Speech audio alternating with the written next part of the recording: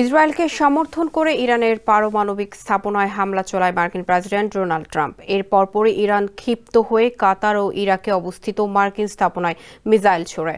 এরপর সামাজিক যোগাযোগ মাধ্যমে প্রতিক্রিয়া হিসেবে একটি পোস্ট দেন ট্রাম্প।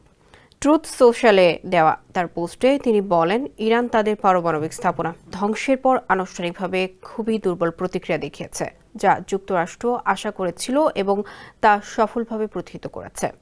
মোট 14টি ক্ষেপণাস্ত্র নিক্ষেপ করা হয়েছে, যার মধ্যে 13টি ভূপাতিত করা হয়েছে। তিনি আনন্দের সাথে জানান, কোনো আমেরিকানদের ক্ষতি হয়নি এবং ক্ষয়ক্ষতিও প্রায় নেই বললেই চলে।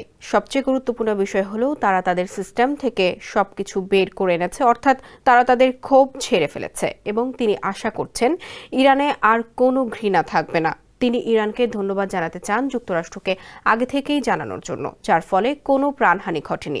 তিনি আশা করছেন ইরান এখন এই অঞ্চলে শান্তি ও সম্প্রীতির দিকে এগিয়ে যেতে